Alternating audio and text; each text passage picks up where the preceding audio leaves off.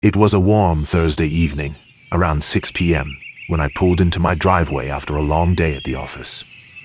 The sun was still high, casting golden light across our quiet suburban street. As I grabbed my bag from the car, I noticed something odd. My neighbor Sarah's front door was ajar. Sarah's a friendly woman in her 30s, lives alone in the house across from mine. I figured she was probably carrying in groceries or airing out the place. Shrugging it off, I went inside, took my dog Max for a quick jog, and started cooking dinner for my partner, Emma, and myself. Just another ordinary evening, or so I thought. It wasn't until later, during Max's evening walk, that a strange feeling crept over me. The sky had faded to a deep twilight, that eerie moment when the world feels caught between day and night. Max was tugging at his leash, tail wagging, until we passed Sarah's house. Her door was still open, wide open, and her car was parked out front. But the house, it was completely dark. Not a flicker of light from any window. I stopped, staring at the black void of her doorway. Max froze too, his ears perked, his body tense. He let out a low whine, refusing to move closer. My stomach twisted. Something wasn't right. Zara and I aren't close, just the occasional wave or chat about her garden roses. But that open door gnawed at me. What if she'd fallen? Had a heart attack? I stepped onto her lawn, calling out, "Sarah!" It's Dan from across the street. "You okay?" Silence hung heavy for a moment. Then, a voice answered from the darkness. "Hey, Dan," she said, her voice rough, like she'd been coughing. "I'm just eating dinner." "What's up?" I exhaled, relieved. "Your door's open," I said. "Just checking in." Another pause. Too long. "Oh, thanks," she finally replied. "It's so warm tonight. I wanted some air. I want it soon." I nodded, tugged Max back, and finished our walk. But his whining stuck with me. Friday was a slow day. Emma and I slept in, had coffee on the patio, and played fetch with Max. By mid-afternoon, clouds rolled in, and a steady drizzle started. I was in the living room, scrolling through my phone when I glanced out the window. Sarah's door was open again. Or had it ever closed? The rain was heavier now, and her house was still pitch black, like a void swallowing the light. Max, lounging nearby, lifted his head, staring at the house with his ears pinned back. I caught Emma's eye. "Was Sarah's door open this morning?" I asked. She frowned. "I think so." Emma sat beside me, her face tense. "I just got off the phone with my cousin Lisa, from the other side of the neighborhood," she said.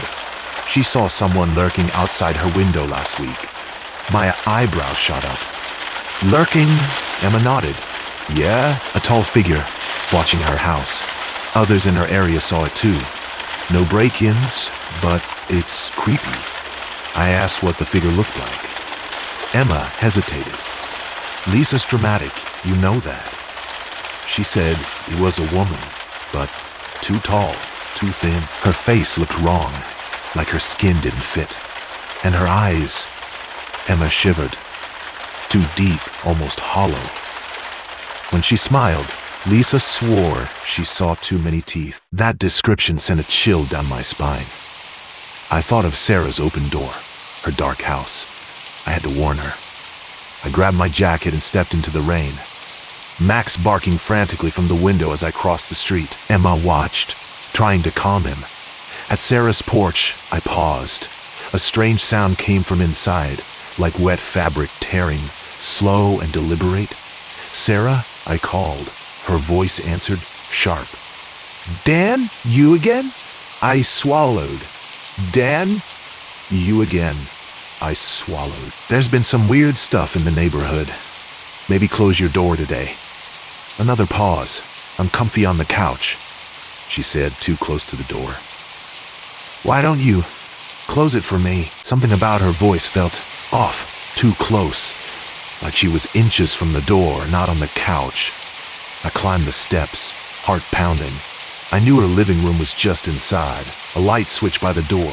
I'd go in, check on her, and leave. Simple. I glanced back. Emma and Max watching from our window. Taking a deep breath, I reached into the darkness. It was unnaturally black, like ink. My fingers brushed something. Soft, warm, alive. I yanked my hand back. "Sarah," I whispered. A low, guttural laugh answered, not hers. Then, rapid footsteps scampered deeper into the house, followed by a distant door creaking shut. My hands shook as I found the light switch and flipped it. The entryway lit up, normal, with a coat rack and shoes. But my relief vanished when I stepped into the living room. Sarah was there, or what remained of her. She was slumped on the couch, her head tilted back, her face a raw, red mask, skinless. Her empty eye sockets stared at nothing, her mouth a gaping hole. Her arms and chest were peeled open, as if something had been stripping her apart, until I interrupted. I froze, my mind screaming this was a nightmare. But it wasn't. I stumbled back into the rain, gasping. I called the police, barely coherent. They came, took our statements, and searched the house. Days later, they'd told me nothing. I can't sleep, can't eat. I keep hearing that laugh, feeling that fleshy touch, seeing Sarah's ruined body. Who was I talking to? How did they mimic her voice so perfectly? And why, every night since, does Max sit by our front door, growling at something I can see?